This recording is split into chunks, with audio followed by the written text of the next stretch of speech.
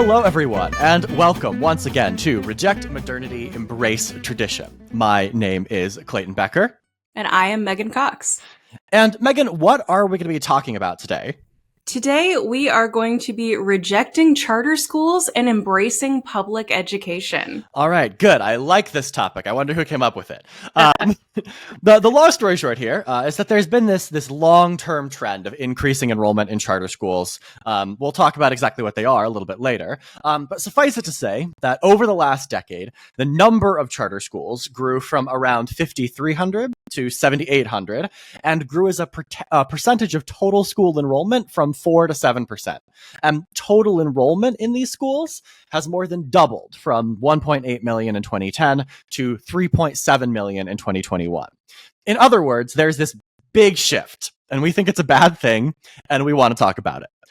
But before we get into all of that, today we have a first for Reject Modernity, Embrace Tradition. And today we are joined by Alexander Elg, a dear friend and a PhD fellow at in political economy at Copenhagen Business School, studying the construction of European financial infrastructure and how this infrastructure shapes state investment capabilities. So, Alexander, why don't you take it away? Tell us a little bit more about yourself. I mean that's pretty correct. I mean, I know Clayton from us doing undergrad together once upon a time. Right now, many moons ago. Many moons ago. Jesus Christ, we're so old. And right now, I'm a PhD fellow at Copenhagen Business School. I suppose the gist of my research is that I'm looking into sort of economic incentives that stem from particular structural choices and particular legal choices, which I think sort of plays nicely into the topic at hand today, right? Yeah, absolutely. Charter schools offer some very different incentives than do traditional public schools. But we haven't... Let's hit the brakes here. Yeah, what is a charter school? For folks who maybe don't have experience in this realm of policy or haven't experienced it personally, what's a charter school? Yeah, so in the American context, at least, and we'll ask Alexander for his perspective after this, a charter school is basically a public school, but that is privately run. So it's publicly funded. You don't have the same sort of you need to pay tuition like you would at a private school. There often aren't the kinds of admissions requirements that you'll have at private schools, right? But they are run by private individuals. They're not run by the state. They are run by a corporation, essentially. And the sort of level of corporation differs across these different types of schools. There's some that operate multiple schools and are sort of more corporate in nature. And then there are others that are sort of an LLC. They run one charter school in one city or whatever, right? But to this point, we haven't brought Alexander along just because we like him and just because his research is attached to this. We've brought him on as well because the transition to charter schools in his native country of Sweden has been, shall we say, much more complete than what we have experienced in the United States. And so he's in this opportune position to tell us what are sort of the likely consequences, what we are likely to experience coming out of this transition, if we do not indeed reject charter schools. So, Alexander, help us out here. With all that in mind, what is waiting for us if we don't stop our trend down this road? So, sort of top line, increased grade segregation, increased segregation overall, worse municipal finances, and maybe, above everything else, this introduction of a completely different set of logics, right? You have the sort of market logic entering education. Teachers go from being educators to service providers, students become customers, schools themselves become brands, and suddenly, a larger portion of their finances are, siphon away from the sort of core competencies of the school towards marketing and towards attracting new students because, that's the name of the game. You need to grow. Yeah. Now, I want to pull out one thing you said there before we get into the details, but what is grade segregation, just for everyone who's not familiar with the concept? Or I suppose grade variance is a better term to use in this instance. So it essentially means just that in a say that we have a perfectly utopian school, right? every single school produces the same kinds of results. All students get, the sort of grades sort of follow a bell curve, Mm-hmm. You would expect a normal distribution of grades in most schools. What you see with the introduction of charter schools, and what charter school proponents tend to sort of argue is a benefit of bringing in charter schools, is that this sort of bell curve becomes skewed. And I mean, I forgot all the statistical terms. It's either, heteroscedasticity and all that kind of stuff, right? It becomes skewed in one direction or another. And where certain schools suddenly start to perform better to the detriment of other schools. So it's, it's sort of like a zero-sum game in which, the tide doesn't, lift all boats, but only certain of them, which is so you have a situation where you have a charter school, looks like they're giving 100%, 95%, all of the students are above average, and a public school or a non-charter school where the students are getting 70% C grades at very kind of below average or average in their grading. Yeah, and that's not only because of that variance in grades is, we can partly attribute that to, just the incentives at play, right? Mm-hmm. You want to attract students, absolutely. so you give better grades. But there might also be some sort of selection bias, right? Because you spend much more marketing, you attract students who would have performed better in any case, right? Yeah, you're which school they went to. Yeah, I think this is like a big thing about just sort of in general, but with charter schools specifically, is that a lot of people don't understand selection effects. And like basically, what's happening here is that as Alexander said, maybe to make it a little bit more explicit, the students who would have done well in public school, are going to these charter schools with the promise that the charter schools will help them perform better, and then they perform the same. But because all of the good students are moving to the schools that like are doing the marketing and everything, it makes it appear as though the public schools weren't going to have done their job. Yeah. And it's so not only just a brief final interjection there. It's not only, the promise of, we will help you perform better. I'm a product of the charter school system in many ways, right? I went to charter school in both sort of elementary and high school. And the promise, at least in my high school, was not so much about performance, although they were very much like, we want to attract people who are sort of self-motivated and do well. But it was also just about like having a nice time. We had great food. We went on school trips to like Budapest, to Berlin. We went on a ski trip. Our canteen had. All Swedish school. There's free school food in like all Swedish schools. Even the charter schools, whatever. But our canteen was great. We had white tablecloths, flowers on the tables. There's a whole sort of like image building exercise that goes into this as well, right? It's not just about performance. Yeah, it's like having very nice dorms, but you're building your actual instruction is being given by an adjunct kind of thing at the university level. Yes. Yeah. So Alexander, how has this process played out in Sweden? Sort of what's the historical development here? So, it all sort of started in. Okay. We usually point to 1992 as being the sort of pivotal moment, the critical juncture, as Paul Pearson would say, probably. And at this point, there were sort of widespread beliefs in, as we saw in many different places, the sort of widespread belief in the sort of inefficiency of the public sector and in sort of the perceived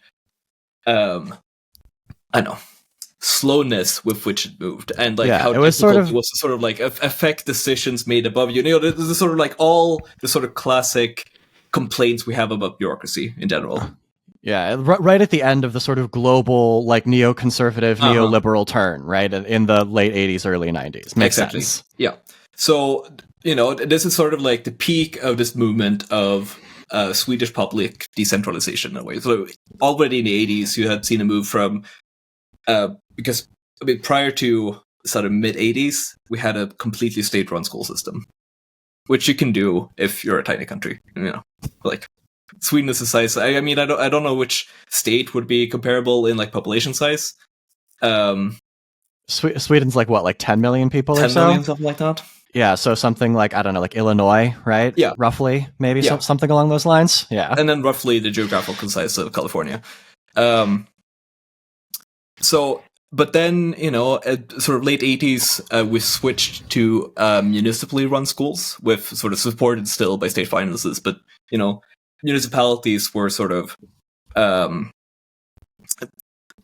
were given the responsibility to run schooling. So we had, municipal schools rather than state schools. And then in 1992, there was a sort of additional change to Swedish educational legislation, in the sense that, like, there were changes to the sort of overall schooling act, right?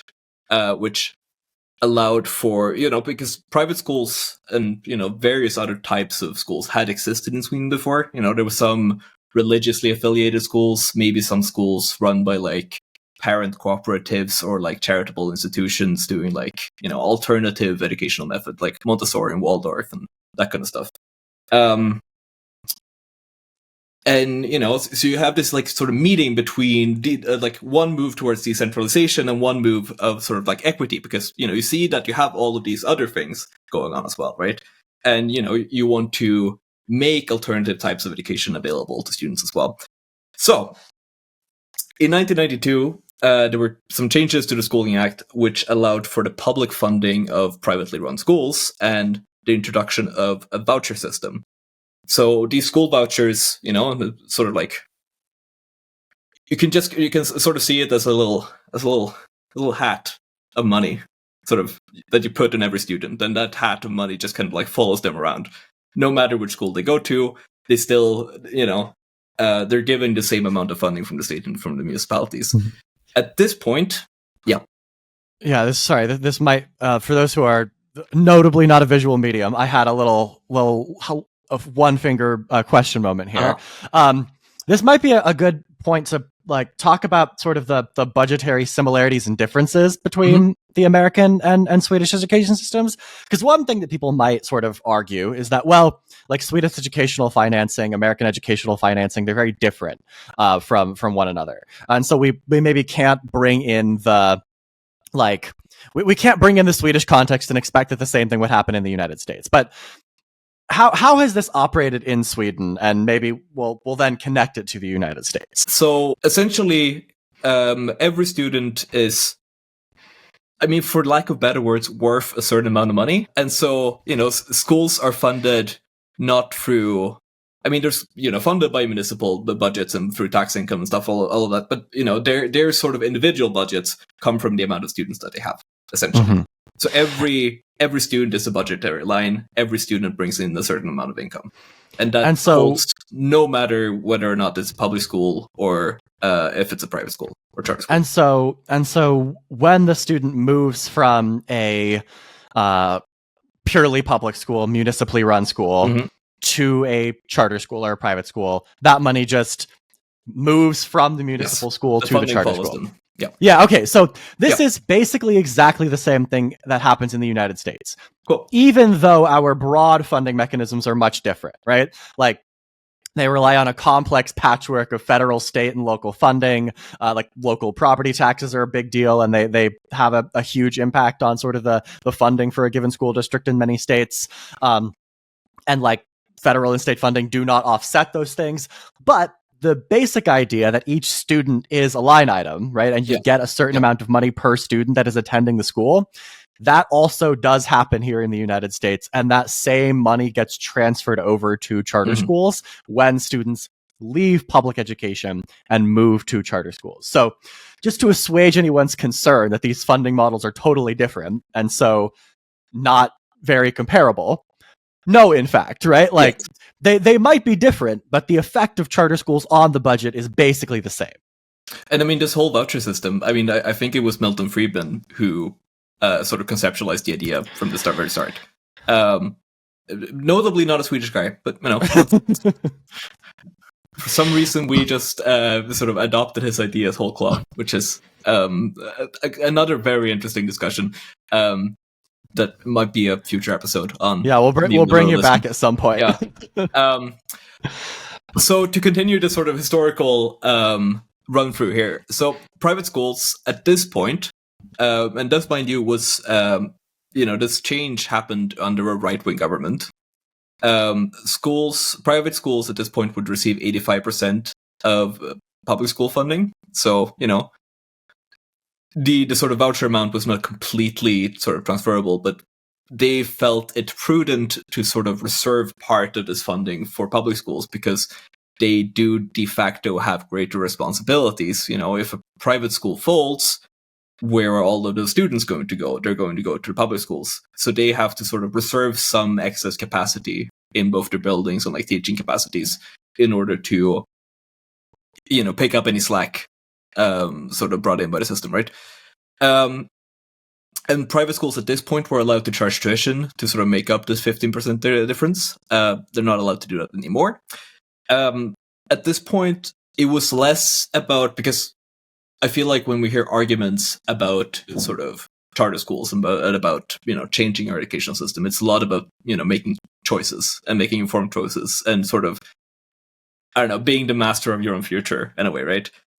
This wasn't necessarily the rationale behind this legal change. It was more about efficiency, because public schools were these slow-moving organizations that couldn't innovate. How do we solve that? Obviously, because this is the early 90s, we introduced competition. We introduced, the sort of market logic. And so, and then this is why I sort of mentioned the sort of parent cooperatives and alternative pedagogical system, all of those kind of stuff.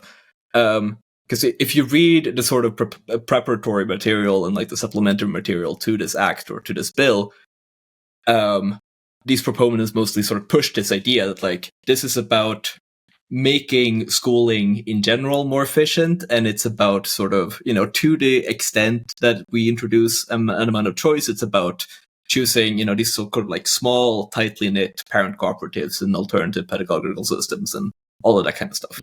And so I'm taking it that that's not what happened. No. I mean, in part, but yes, no, mostly not. Well, no.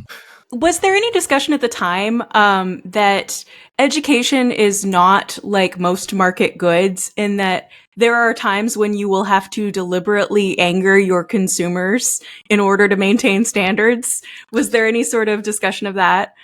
That idea never has seemed to sort of enter Swedish public discourse and consciousness. We're sort of having a similar experiment right now in healthcare, which is also not working out very well, obviously. Awesome. I mean, this is shocking to me. Completely different discussion, obviously, especially from like an American standpoint. But no, generally speaking, not. People were felt like this is great. This seems to be, it's good that sort of schools can compete in efficiency, because this is, the idea is that like if private schools can run their operations better, then obviously, they have an incentive to do so, and then everyone is going to be better off. I think given that all of us have a lot of experience either being educated or being educators, yes, we know that the most efficient thing to do when it comes to like grading is give everybody 100% and move on with your life. So immediately, for folks who have spent any time in education, that's going to raise some red flags if you're saying efficiency is the goal. Yeah, there's certain things about education that mean that it is inherently inefficient, right? Like, and maybe that it doesn't need to get more efficient. But to that point, in their pursuit of efficiency, we had all these changes in the law, and you sort of gave us a preview up at the top of what the results have been. But what is the long story long on what this has caused in terms of problems for the Swedish education system? So, I mean, in general, we can touch briefly on two other sort of pivotal moments to sort of like make the long story even longer, right? So this first change was in 1992. In 1997, we see more changes where private schools now receive an equal amount of funding, but they're not allowed to charge tuition anymore. Which, weirdly enough, I mean, you can sort of see it a lot because this was under a left-wing government. You can see some of the logics, right? That we want to make schooling more equitable for everyone, so we remove tuition fees completely. But it is kind of weird that the left-wing government introduces sort of full state funding for private entities, but oh well. And then there's been, after that point, there's been a bunch of different discussions on how to calculate the voucher properly, because, all that kind of stuff.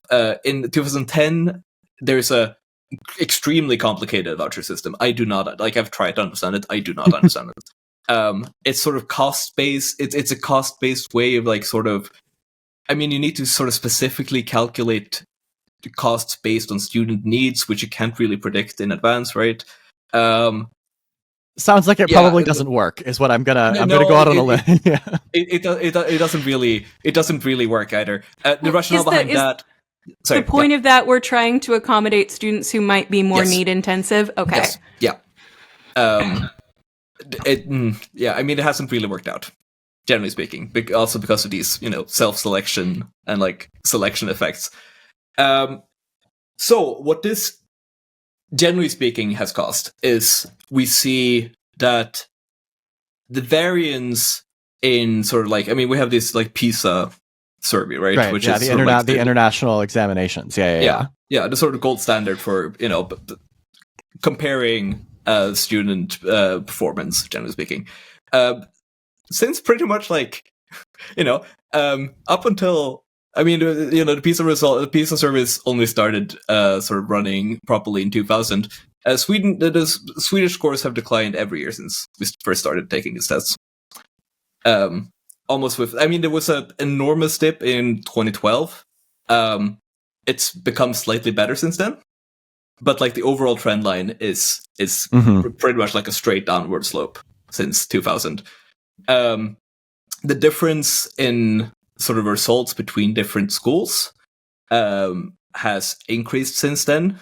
It's not just that it's not just that private schools do better, but it's the variance overall has increased, and most research on the subject has sort of kind of pretty affirmatively concluded that this is not because of, say, housing segregation or anything other selection criteria, but it's mostly just the introduction of these structural changes to the schooling system. And I think, so those are the sort of the really sort of top line bad effect. School results have gone down, segregation has increased. It has made education worse, basically. Yeah, it has made education worse. Yeah, and it also by every measure, it seems like anything we care about. By pretty much every measure on everything we care about. And it's because it also has downstream effects on because one of the more sort of not necessarily education results related effects of this change has also just been the segregation that has emerged, because you tend to select with people that are similar to you, and so that's what kind of happens. When I went to high school, everyone looked like me, and because this is not a visual medium, I am very blonde. You look like the stereotypical Swede. When I first met Alexander, to this point, Megan, he had longer hair than you have. He was full on Viking, right? Uh-huh. Yeah. For the record, am also blonde, notably not a visual medium, and have family in Uppsala. Yeah. I do think though that I want to draw one last bit of this out here to sort of connect this back again to the American context, which is that the way that this segregation is played out in Sweden, and the way that this segregation can play out, and Megan, you've mentioned this sort of on previous episodes where we've talked about education, is that a lot of these schools simply do not really have the capability to teach non-conscientious, non-self-motivated students. Yes. Right? Yes. One of the reasons why public education appears to perform worse, one of the reasons why it costs more to run, is because they have more responsibilities. To Alexander, your earlier point about the fact that they have to maintain this excess capacity, right? Like all of that, just in case some of these private schools like fold, right? They're not required to be maintained open by the state, right? The same thing operates at a much broader level in many other areas, right? Like these charter schools don't necessarily need to allow students to come in who are, like ESL or English as a second language. Who have like other needs, and the kinds of parents who they're going to attract are not the kinds of parents who like are not invested in their children's education, right? And so they don't need to provide these sorts of like tutoring services and everything that we do here in public schools in the United States. And additionally to that point, U.S. charter schools are required by the Individuals with Disabilities in Education Act to provide accommodation. That doesn't always mean that they are going to want to do that or to do it enthusiastically. There are any number of parents who feel as though they are forced out of their charter schools, or their children are forced out of their charter schools because they have to fight to get the accommodations that they're legally entitled to. And you say, well, it's the law. The school has to do it. If we only did things that were legal, there would be a lot fewer jobs for lawyers. Yes. And I mean, we can bring in like the point of comparison again, that like, because another thing that I should mention is the sort of like the selection criteria for, and this is especially relevant in like secondary education, like high school, where, because people essentially apply to these schools, it kind of works similar to like university admissions, right? So you apply using your sort of elementary middle school grade average, which then, already there's this like clear segmentation effect, right? Where like you get some of the people that, and if you incentivize people with already good grades to apply to your school, then only people with good grades are going to get there. They're probably still going to continue getting good grades. Well, and especially at that young age, that's really just an indication of how much time a parent can spend with a child, right? Yeah. It's do your parents have time to read to you or not? Yeah, it's just reinforcing English or Swedish as their first language. Yeah, it's reinforcing existing inequalities. Yeah, absolutely. So sorry, go ahead. Just on the point on resources as well. That's something you also see that like when you bring in a profit motive to the education system, because like obviously these schools want to make a profit.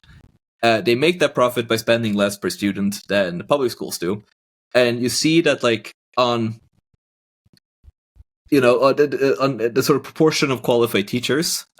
Sweden a couple of years ago introduced a specific teacher qualification thingamajig to sort of try to increase the desirability, I suppose, of becoming a teacher.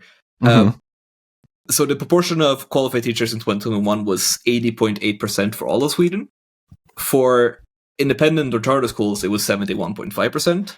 You see the same thing. Significantly less. Significantly less. You say the same thing with like full-time staffing is 72% in municipal schools, 64.2% for charter schools. So, we have data proving that like they actually accommodate less, like fewer resources, And a big part of this, if I'm remembering correctly from when we sort of pitched this episode to you, is that private equity has gotten involved in charter education in Sweden in like a big way, in a big way. And if we know anything about private equity, it's that they are not exactly known for covering all costs, right? And sparing no expense. No. Yeah, they are very, very interested in cutting corners wherever they can. And we've seen an entry in the United States in a similar way of sort of more corporate education providers, and it seems like it is not abating in any sort of way. And what's also like super interesting to the point of like private equity is that, I mean, I read a report from like the Swedish Defense Intelligence Institute, which is not a place you would expect to do education research. They did that, however, because it's impossible to track who owns Swedish schools. Because like the owners, like even for the publicly listed companies, like I found like the corporate structure of the parent company of the parent company of the parent company of the school where I went to high school. There are 86 different companies in their sort of like org chart. spread out across like a million different holding companies doing a million different things, all registered in different places. What could go wrong? What could go wrong, right? And this is a publicly listed companies. We have access to the information, right? Where in other places, some shares of these holding companies might be owned by, completely inscrutable private equity funds, or sort of institutional investors based in Luxembourg, or then sort of run by a holding company in Liechtenstein, and then So who don't have these sort of like public disclosure requirements that we might think at least forestall a little bit of this sort of like siphoning public money. Exactly. Because again, these are publicly funded institutions, right? Yes. Siphoning public money out of the public treasury. Yeah. Inadvertently funding some sort of, petro state investment fund. Probably. Or yacht. Okay, cool. Yeah. All right. Well, so it seems. A different point. Like I read like sort of an investment report by this investment bank who were doing sort of like a commissioned research on one of these Swedish education providers, and they were pointing out the fact that like this is a growth market. Students continue to exist. The risks are very, very low because even if your company goes bankrupt, it's essentially there's very limited risk to you as a sort of private educational provider, because most of the risk is sort of most of the slack is picked up by the public in the end, right? Yeah, like you're getting all your money from the public treasury anyway. So yeah, it seems very, very low risk investment so it seems like the charter school experiment in Sweden has not gone well. The gist that I am gathering is like maybe do the opposite of what Sweden has done. But we still should acknowledge, I guess, that like public education does face challenges, and not every student exits the public education system just totally prepared to go into the world and like succeed. So why don't we take a bit of a break, and we'll come back in the back half of the episode and talk about, now that we've rejected charter schools, talked about why they are maybe not super great, how we're really going to embrace public education.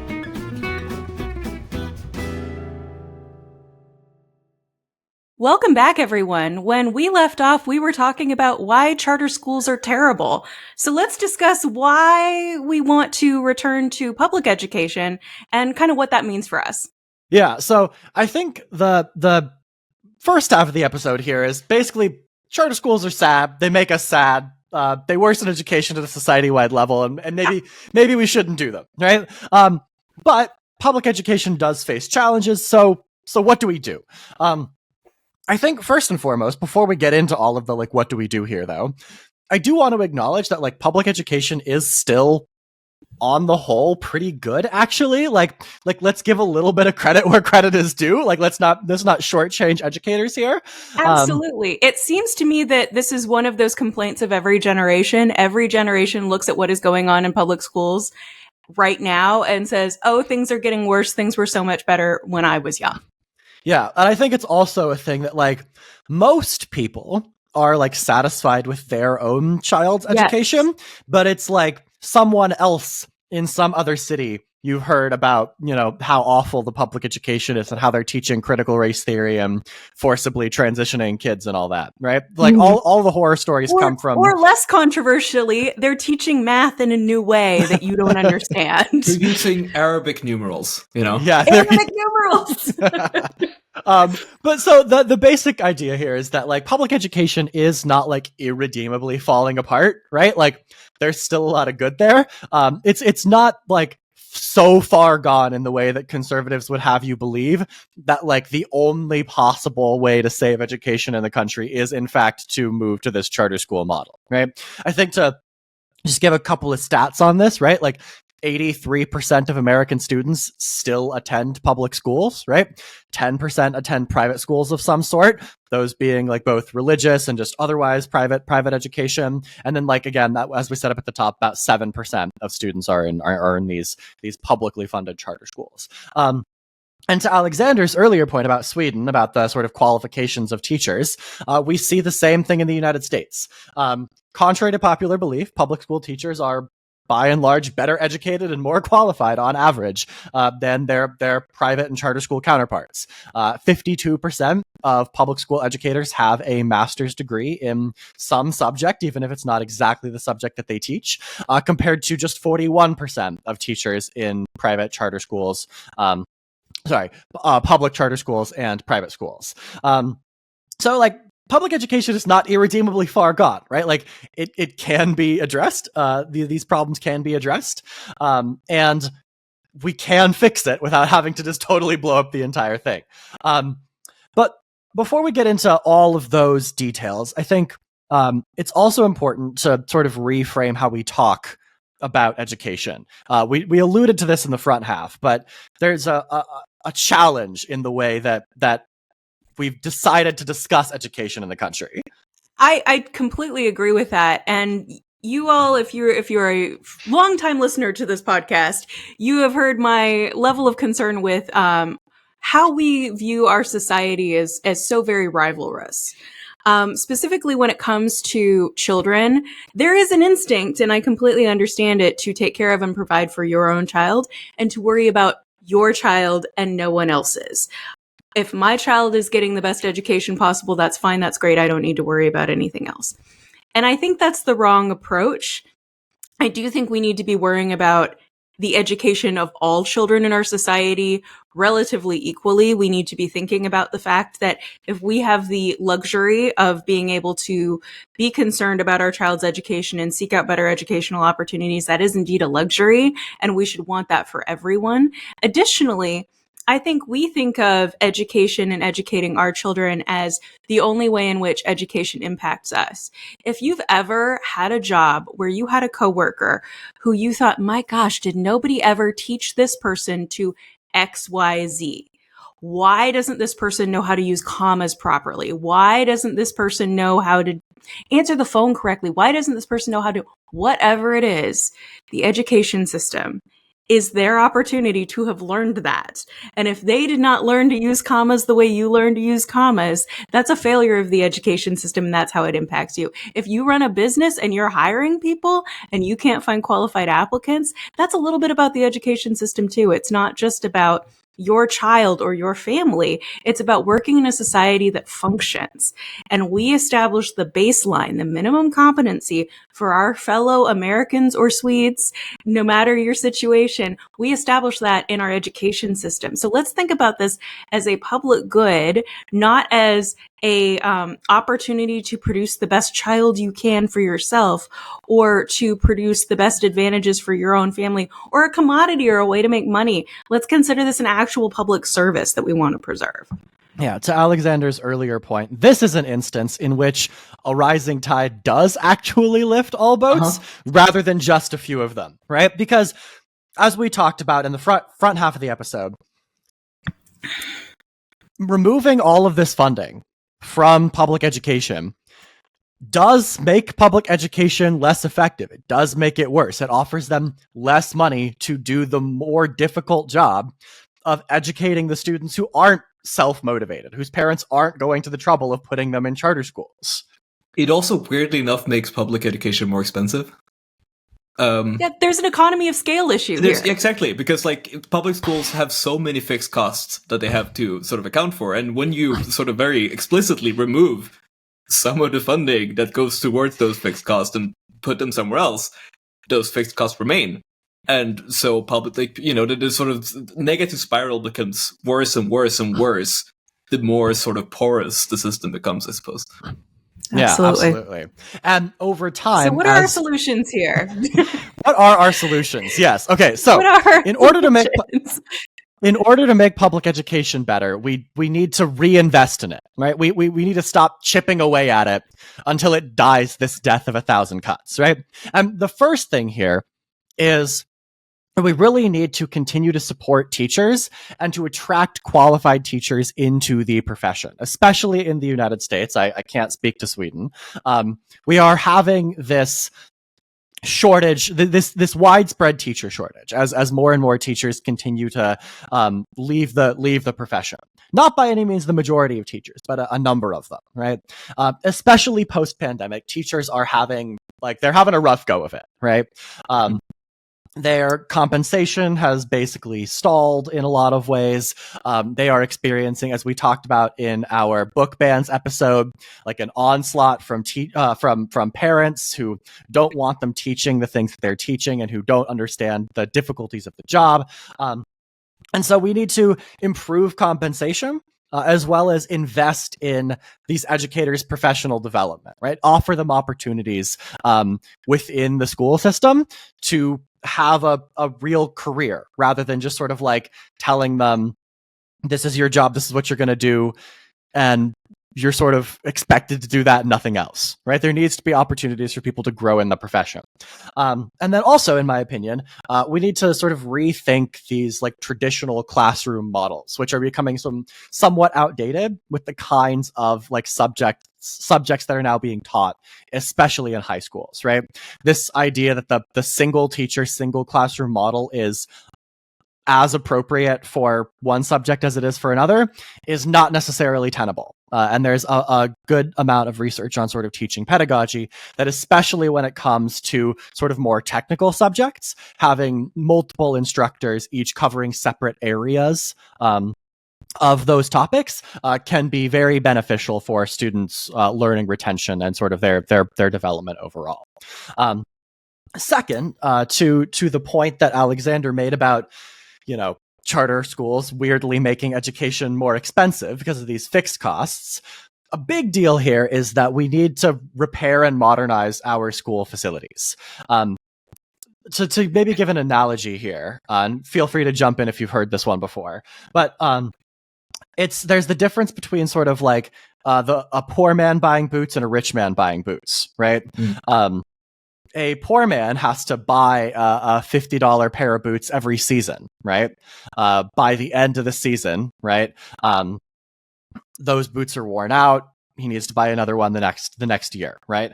But a rich man will buy that $500 pair of boots, right? And they'll last him for 25 years, right? This is essentially what we are doing to our public school facilities. We're sort of nickel and diming. We are creating this environment where only the most pressing problem gets addressed in terms of the construction, in terms of the facilities. And it just costs more over time because we're not actually addressing. Yeah, I think, and ironically, it seems more responsible to local planners, to school district officials, to county officials, whoever has to in the U.S. often put the bond measure together to have a vote for whether or not you should allocate that money for school construction. It seems more responsible to ask for as little money as possible. But then you find yourself in a situation where you have to keep doing it. And that creates an impression of perpetual funding shortfalls. It creates an impression that civic leaders are not responsible with that money. Whereas if you say, we are going to spend a boatload of money, we are going to tear down what we have and build a new one, that may actually be the more fiscally responsible choice long term. It often doesn't seem that way. Yeah, as an outsider, just the American way of financing anything public is weird to me. Thank you for that perspective. Sometimes, there's a limit to the sort of benefits of democracy, and not everything has to be put onto a bond measure or sort of like a ballot measure. Certain things can just be the responsibility of a technocratic budget, actually. Yeah. I don't disagree. You make an excellent point. Yeah. To provide a very recent example of this, California had a bond measure on the statewide ballot in this last election to fund like a lot of this kind of educational financing, a lot of this this school construction, right? And there were a lot of people who were like, well, we just did another one of these like 8 years ago, right? Like we did another one of these in 2016. But all the money was gone and there was still a backlog of projects that needed to get done, right? Like pressing repairs that needed to happen to educational facilities. And a big part of that is because each time we do this, we're only spending money on the most needed repairs, right? Yeah.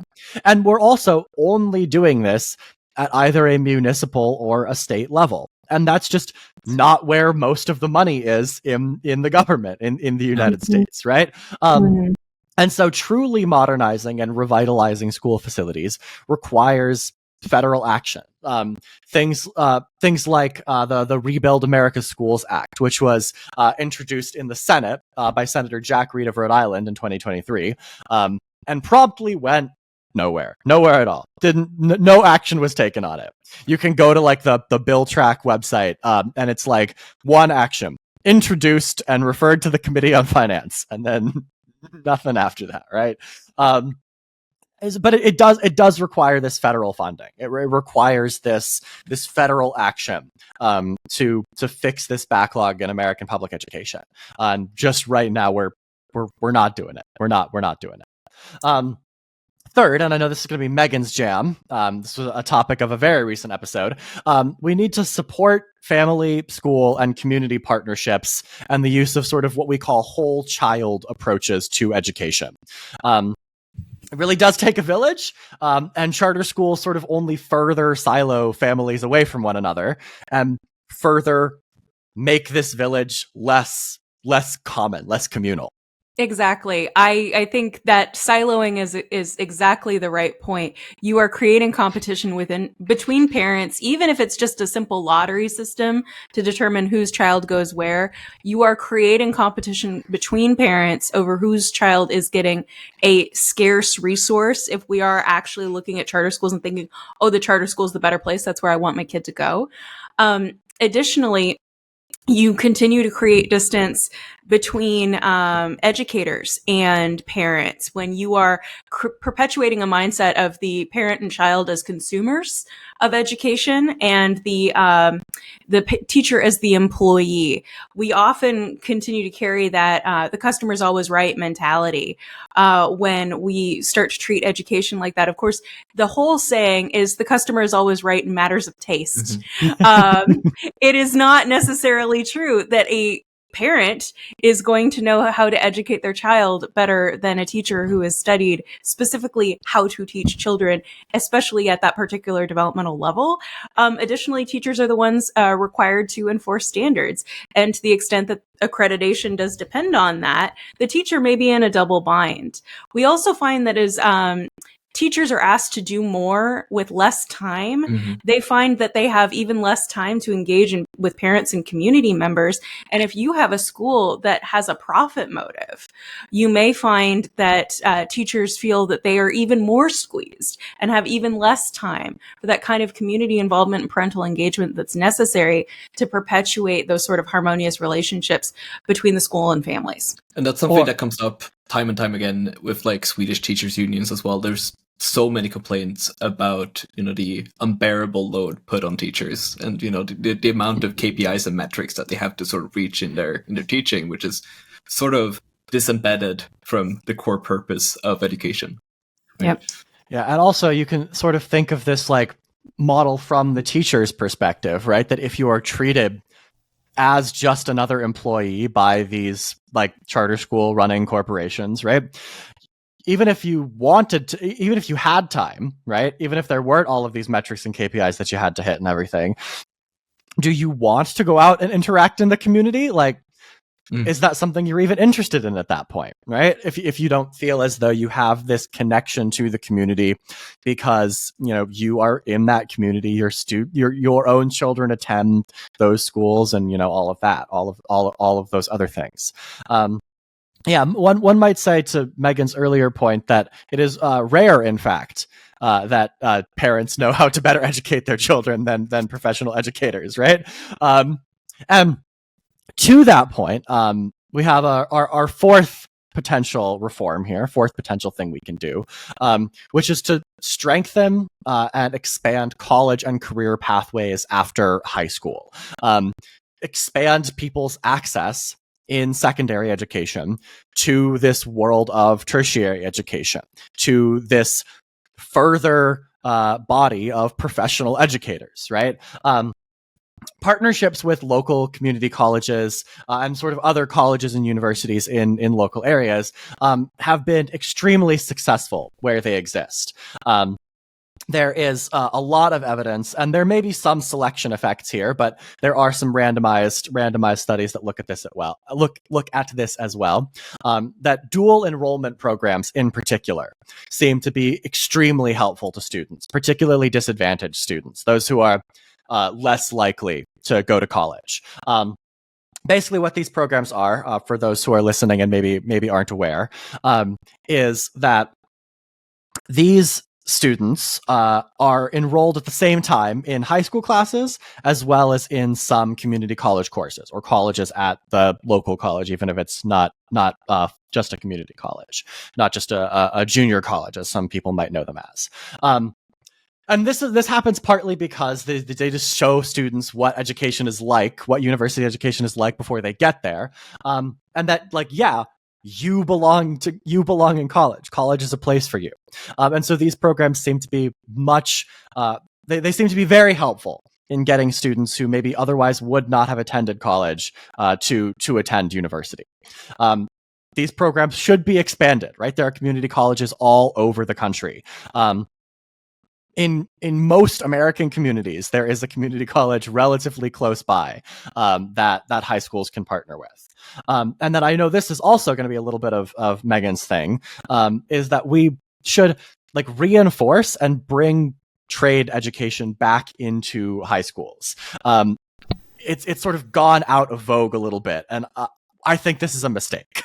Absolutely. I think giving kids, probably teenagers at that point, vocational training at a younger age makes a lot of sense. Showing them a different option, because while you should show students that they should not be intimidated by the idea of going to university, especially for first generation students, you should also be able to show them different kinds of professional opportunities that exist that don't require that level of investment. I was fortunate to come up in a school district. Prior to transitioning to a private high school, my district had something called the Sabin Skills Center, where they had any number of vocational opportunities, including they had beauty school at the high school level, which cosmetology you do require a license in most U.S. states to practice. They also had, this is one of my favorite programs, they had a childcare center for parenting students. They could bring their children to the childcare center, and the childcare center was staffed by other students who wanted to study early childhood education under obviously intense supervision by professional early childhood educators. But when you give those sorts of opportunities to students to find different pathways, and those are not even pathways that are traditionally considered trades. Often we are talking about very male-coded usually, but blue collar, electrician, plumber, HVAC, that sort of thing. But these are trades that are more female-centered, and you don't usually see those sorts of vocational education opportunities at the high school level. I think that gave great opportunities to meet students at all levels, because we are an unusual sample, the three of us, in that we are all pursuing higher education. Mm-hmm. But most people don't, and most people do need other career paths, other training opportunities, because that's the direction that they are going to go, not necessarily to a university education. Yeah, and to this point, and I know this is the case, for example, like in the United Kingdom. I don't know if it's the case in Sweden, Alexander, but there's a lot of like earlier specialization in education in many European nations, right? Where like, if you know at sort of 15, 16, 17 that you're not planning on going to university, there are educational programs that exist very specifically to help show you what those other paths are and to teach you how to do those jobs. And so it's almost a little bit of an aberration here in the United States that we sort of require every single student to do basically the exact same thing all the way through 13 years of primary and secondary education. Is that how it works in Sweden, Alexander? Or so people are a bit flip-floppy on, so essentially, yes, you're correct in that there's a lot of earlier specialization, right? I did social sciences in high school. If I wanted to do any sort of natural science or STEM degree at university, I would have to take another year and just kind of like study those subjects, right? Retrain for university. And there's a whole sort of separate infrastructure in place to do that. I know my cousin did actually, like, specifically what to say, like, cosmetology in high school. Yes, that cosmetology. It didn't really go anywhere for her, but it's a thing that you can do. For my personal side, I'm not sure if I like the idea of everyone, being able to go to university should they want to do that. But I also like the idea to, as we kind of have in place, so Swedish high schools, generally speaking, there's a baseline level, or there's a baseline level of knowledge that you're expected to graduate with, and there's a sort of baseline core amount of subjects that you need to pass in order to get out of high school. And then on top of that, everything else is sort of like tailored to what you think that you want to do. So, on top of sort of like Swedish, English, I don't know, rudimentary social sciences, natural sciences, I took more history, more religious studies, more social, like all of that kind of stuff. Whereas in a trade school, you might do, I don't know, woodworking, or, sort of, you can become a nurse's assistant straight out of high school, for example, those kinds of things. But you still also have those core competencies that at least theoretically would allow you to get to university should you want to do that afterwards. It's about providing choices for people, right? Rather than sort of trying to force them in. Because this is what I don't particularly love about the English system, which is that, like, when you're 16, you take a test, and if you're not like super clued into your education at 15, 16 years old, that totally closes off a pathway for you. I think that's bad. We shouldn't do that, right? But providing these multiple pathways for people to be able to choose for themselves, and for parents to have this information to help their students choose, right? To help their children choose. A much broader discussion on that is obviously making college free. And providing much better students. Preaching to the choir a little bit there. Because if there's one thing that we do pretty well in Sweden, it's at least free college, right? Pretty generous sort of like support systems, and cheap student loans, things like that in place, so that if people want to retrain, they can, right? Which is helpful. All right. And then fifth and finally, I think this is sort of just the bit that makes all the rest of it work, basically. We need to provide actual adequate and equitable funding, and staffing structures for students.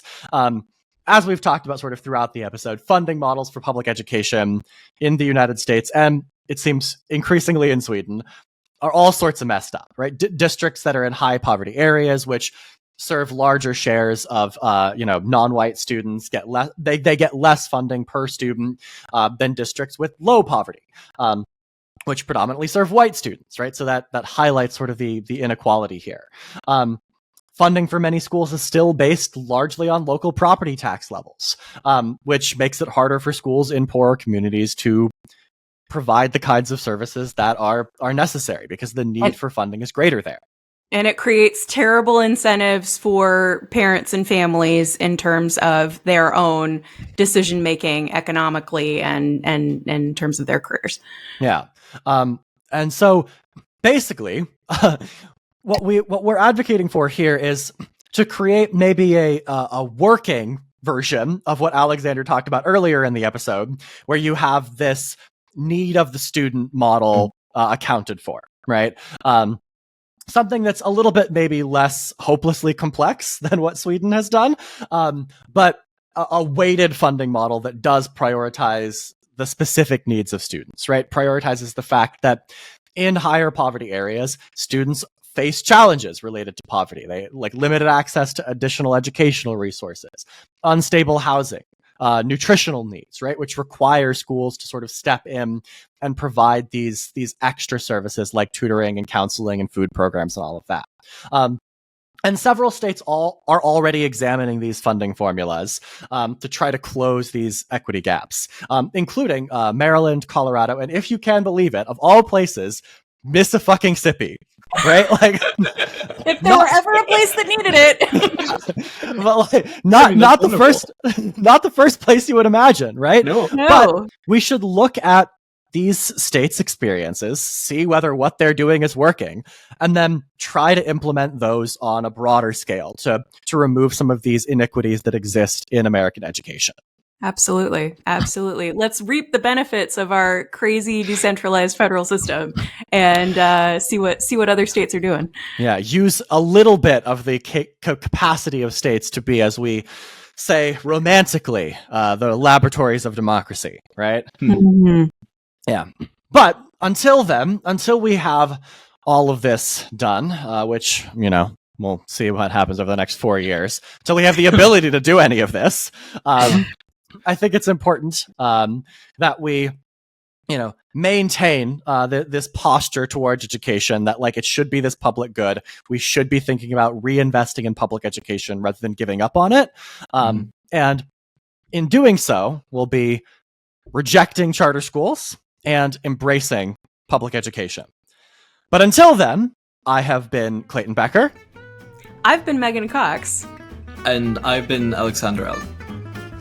And we will see you guys next time.